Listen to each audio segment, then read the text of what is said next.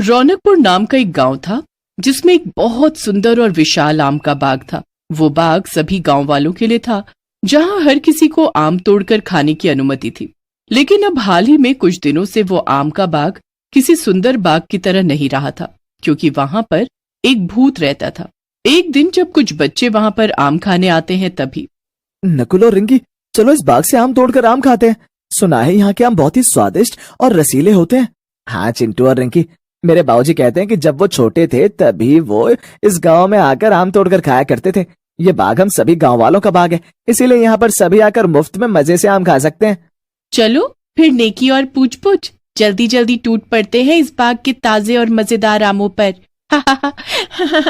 सभी बच्चे उस बाग के आमों को तोड़ने लगते हैं और उन्हें खुशी से आनंद उठाते हुए खाने लगते हैं। लेकिन तभी अचानक से उस बाग का दरवाजा अपने आप बंद हो जाता है।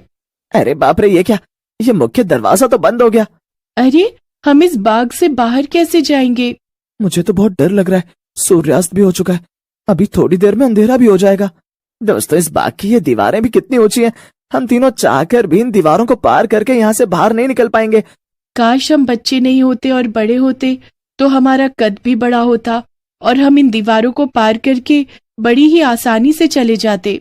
हाँ यार रिंकी, हमारे तो घर पर भी नहीं पता कि हम तीनों यहाँ पर हैं। तभी अचानक से उन तीनों को किसी की डरावनी हंसी की आवाज सुनाई देने लगती है और तीनों डर के मारे कांपने लगते हैं। ये आवाज कहाँ से आ रही है? कहीं ये हंसने की आवाज किसी भूत की तो नहीं?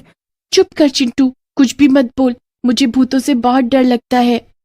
और लगना भी चाहिए। वहां पर प्रकट हुए उस भयंकर रूप वाले भूत को देखकर तीनों बच्चों का दिल मानो उनके शरीर से बाहर ही निकल आता है। नहीं, बचाओ, भूत भूत! तीनों बच्चे इधर से उधर भागने लगते हैं। बचकर कहाँ जाओगे बच्चों, क्योंकि इस बाग के दरवाजे तो बंद हो चुके हैं। मैं तुम्हें अब कहीं नहीं जाने दूंगा। हमें जाने तो बाहर, हमने तुम्हारा क्या बिगाड़ा है? माफ कर दो हमें, माफ कर दो हम तीनों को।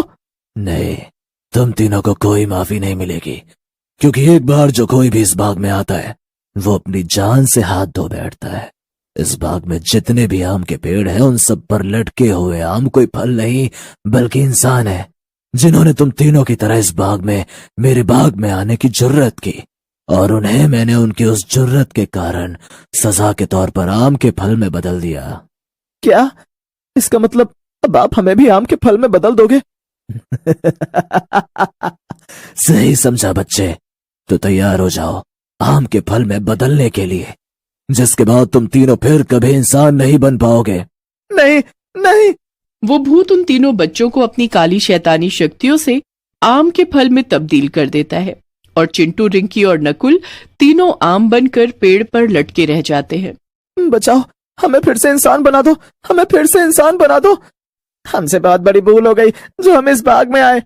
तुम तीनों अब आम बनकर चाहे जितना गला फाड़ कर चिल्लाना है चिल्ला लो, लेकिन कोई भी तुम्हारी आवाज नहीं सुन पाएगा सिवाय मेरे। अब तुम तीनों को कोई नहीं बचाने वाला। ऐसे ही जो कोई भी उस आम के बाग में आम तोड़ने जाता है, वो बाग के अंदर रहने वाला भूत उस व्यक्ति को आम के फल में बदल देता है और इसलिए धीरे धीरे गांव से कई सारे अचानक से गायब होने लगते हैं। गांव वालों को लगता है कि उन्हें कोई अगवा करके ले गया होगा, लेकिन असल में तो वो सब बाग में आकर अपनी जान गंवा देते हैं। न जाने हमारे बच्चे कहाँ चले गए। 4 दिन से लापता है। न चिंटू का पता है, न रिंकी का और न नकुल का। मेरी बीवी भी लापता है। न जाने कहाँ गायब हो रहे हैं सारे के सारे गांव वाले। पुलिस भी ढूंढ नहीं पा रही है किसी को भी। मुझे तो बहुत डर लग रहा है। लगे भी क्यों ना, अब तो घर से बाहर निकलने में भी डर लग रहा है। ऐसे अचानक से कोई भी गायब हो रहा है, ये कोई छोटी बात नहीं है, ये अपने आप में ही एक गंभीर सी बात है। सभी गांव वाले काफी परेशान हो जाते हैं। वहीं पुलिस और मुखिया जी भी कुछ नहीं कर पा रहे थे। करते भी कैसे, क्योंकि सारे गायब हुए लोग तो अब इंसान से आम बन चुके थे। उसी गांव में एक आम वाला रहता है जिसका नाम मंगू होता है। मंगू जिस बाग से आम तोड़ा करता था, अब उस बाग का मालिक इतने सालों बाद फिर से आ चुका था, जिस कारण अब मंगू के लिए एक तरह से मुसीबत खड़ी हो जाती है। ओफो, अब मैं क्या करूं? इस बाग का मालिक तो फिर से लौट आया है विदेश से। मुझे तो लगा था कि आराम से आएगा और 5-6 सालों बाद। खैर, मैं हार नहीं मानूंगा। आम का सीजन चल रहा है, अभी ही आम की बिक्री होगी। मुझे कोई और बाग ढूंढना होगा जहां से मैं आम तोड़ सकूं और बेच सकूं। लेकिन तभी मंगू बाग की तलाश करते करते उस बाग तक पहुंच जाता है जिसमें वो भूत रहता है। अरे ये बाग, इस बाग को मैं कैसे भूल सकता हूँ। ये बाग तो पूरे गांव का बाग है। यहाँ पर मैं बचपन में अपने दोस्तों के साथ आकर आम तोड़ा करता था। मैं तो अब इसी बाग से आम तोड़कर बेचूंगा। चलो अच्छा हुआ मुझे ये बाग मिल गया। अब न किसी मालिक का डर, न पकड़े जाने का डर। जी भर के बिना डरे आम तोड़ सकता हूँ मैं। मंगू उस बाग की तरफ जाने ही वाला होता है कि तभी अचानक से उस बाग के बाहर से अंदर रह रहा भूत दिखाई देता है, जो एक आदमी के सामने प्रकट होता है। नहीं नहीं, ये नहीं हो सकता। बचाओ भूत। तो अब बचकर नहीं भाग सकता है। इस बाग में आने की गलती की है तूने। जो कोई भी इस आम के बाग में आएगा उसे अपनी जान गंवानी होगी। अब तेरा भी वही हाल करूंगा जो मैंने बाकी लोगों का किया है। अब मैं तुझे भी एक इंसान से आम बना दूंगा। क्या क्या इसका मतलब इस आम के बाग में भूत रहता है और वो इंसानों को आम बना देता है? मंगू अपनी आंखों से देखता है कि कैसे वो भूत उस आदमी को अपनी बुरी शक्तियों से आम बना देता है और वो आदमी वाकई में पेड़ पर टंग जाता है। आम आदमी के बारे में सुना था मैंने, लेकिन यहाँ तो सच में इंसान आम बन रहा है। ये सब क्या हो रहा है? मुझे तो सच में कुछ समझ नहीं आ रहा। लेकिन पहले तो ये आम का बाग कितना खुशहाल और सुंदर था, लेकिन ये भूत कैसे रहने आया यहाँ पर? अचानक से ये सब कैसे हुआ? जो भी हो, इससे पहले कि और इंसान इस बाग में जाकर अपनी जान गंवाए, मुझे गांव में जाकर सबको जाकर इस आम के बाग के भूत के बारे में बताना ही होगा। मंगू फौरन जाकर गांव वालों को उस भूत के बारे में बताता है, लेकिन कोई भी उसकी बातों पर यकीन नहीं कर पाता। नहीं नहीं, ये नहीं हो सकता। अरे वो आम का बाग सालों पुराना है। अगर वहां पर कोई भूत रह रहा होता तो वो हमें भी तो दिखता। यूं अचानक से इतने सालों बाद कहां से कोई भूत आया होगा वहां पर?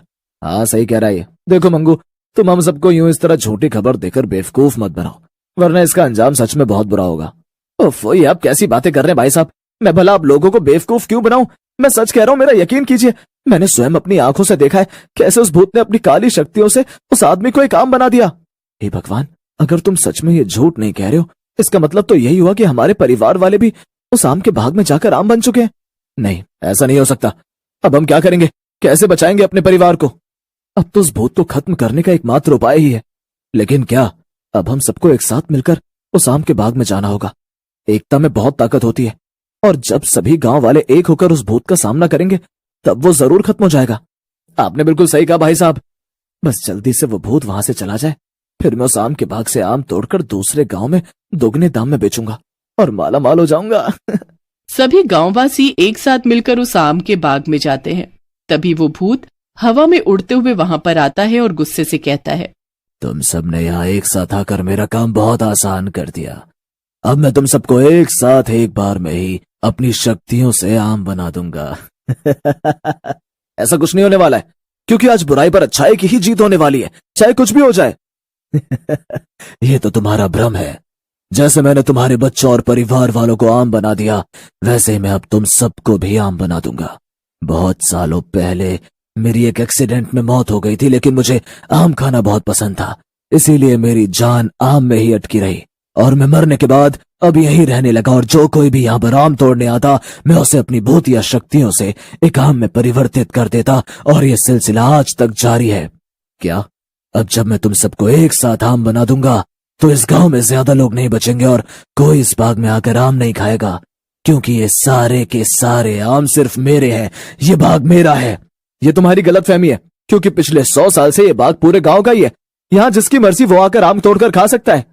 जैसे ही भूत अपनी शक्तियों से उन सबको आम बनाने जा रहा होता है, वैसे ही वो सब एक दूसरे का हाथ पकड़कर उस भूत को चारों तरफ से घेर लेते हैं और भगवान का नाम जपने लगते हैं।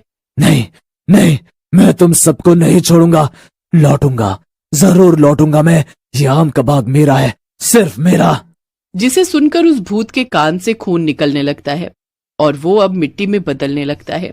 उस भूत के अंत के बाद सभी आम बने हुए इंसान अब फिर से इंसान बन जाते हैं और वो बाग अब फिर से खुशहाल हो जाता है और गांव में उस बाग के भूत का खौफ भी मिट जाता है।